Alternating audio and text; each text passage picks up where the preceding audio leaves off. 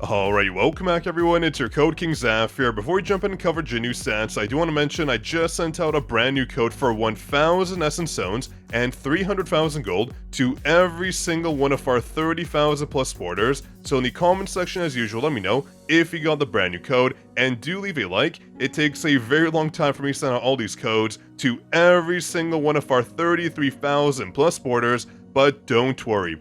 If you haven't supported yet, you will get all those codes. We have 5 of them. So you jump in, you go to link down below, you press that, press yes, and you're done. Then you just wait. We have 5 codes right now that you'll get, with 1 more coming out, or maybe 2, we'll see, depending on how much work we do in the creator program. We have 1, 2, 3, 4, 5 codes right here for 2,000 Essence Zones in total. We have Rune Chest, we have Gold, we have Trace of Shadow, we have SSR weapon designs. We have so many codes right here. They are unique codes. You support, then you wait, then you get them all sent to your My page. This button right here, you press that, this page will come up, you scroll down, my name comes up right here. If you do not see my name, that means you are not supporting, so please check.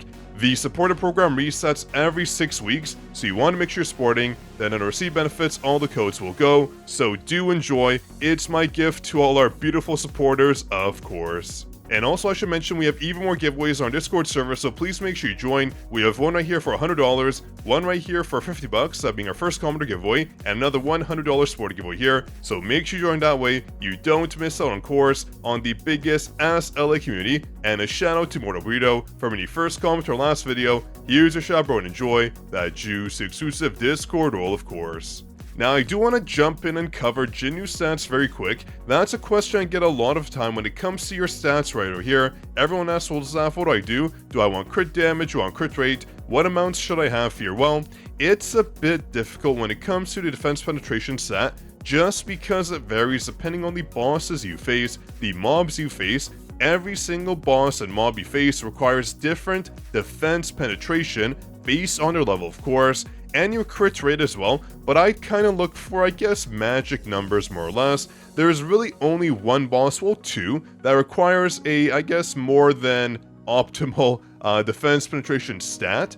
So when it comes to the Dragon Guild boss, which isn't around, that's one boss that did require a bit more defense penetration. And when it comes to Deimos in the workshop, that's another boss. But otherwise, honestly, for most other content, when it comes to Jinwoo, you should be fine. Just because with this right here, we have Shadow Step, giving us a ton of defense reduction, making sure we basically go past that, and we don't need too much defense penetration in general. But we also have Bloodlust, again, another ability reducing the enemy's defense, which is perfect. That is exactly what we need, so keep that in mind. Jinwoo doesn't need too much defense spend for most content. Your hunters do, however. Your hunters are kind of deprived. We have to use our shadows, we have to use artifacts, our cores, to ensure that stat goes up, again, depending on the content we face. But one stat I feel like a lot of people do sleep on is the damage increase stat. You can see right here I have 40% in there, and a lot of people are too scared to trade off some attack for damage increase. Now, if you're losing, let's say, like 500 attack, and you gain 5% in damage increase, which can happen, that is a better outcome. You have to realize this stat right here is honestly very good, but when it comes to stats like crit damage and crit rate, you have to be cautious. Although you're at the 50% mark, that doesn't mean the mob will have a 50% crit rate applied to them.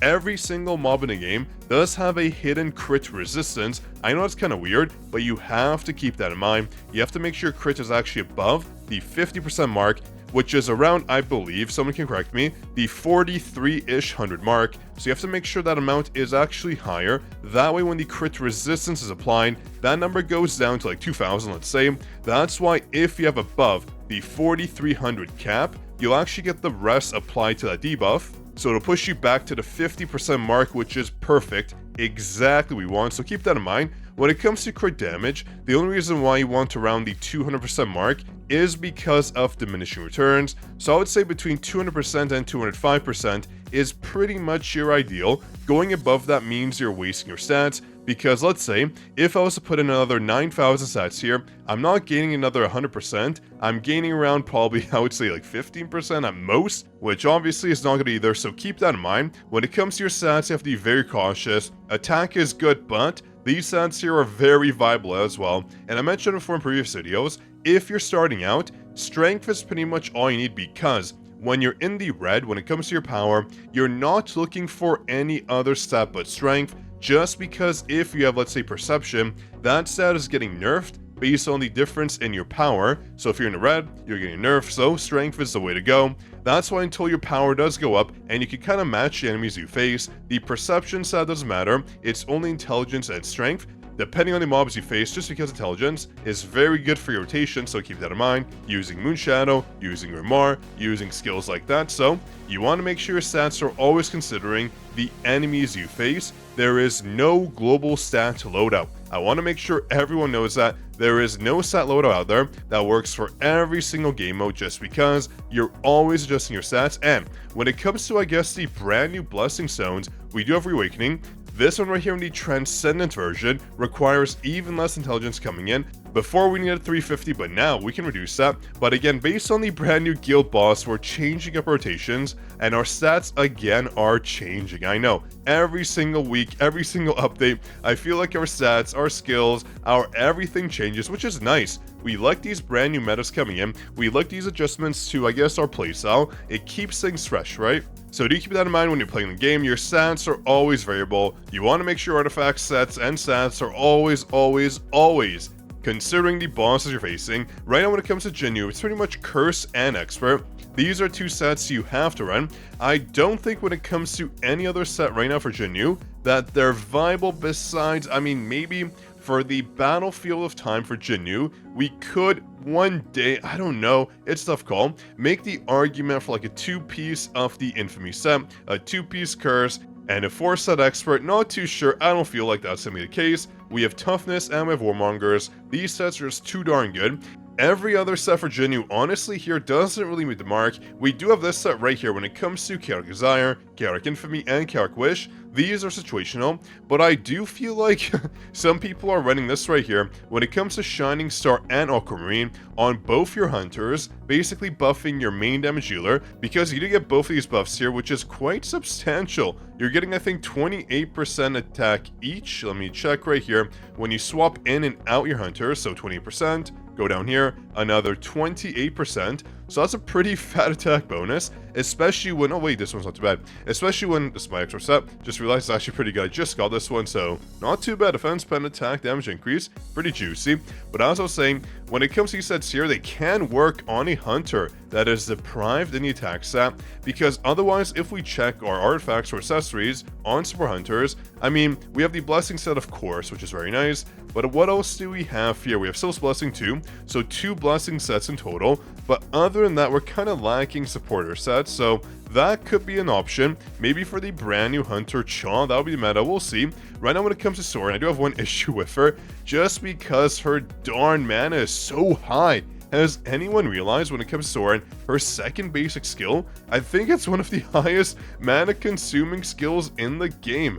This one right here, I believe, worth 474 mana, so it's even worth leveling up. We're losing so much mana coming in. Maybe the meta for Seorin is to not level up her skills, because I'm pretty sure when you level them up, her mana consumption goes up, goes up by 50 for a marginal damage increase. I don't know if it's worth it.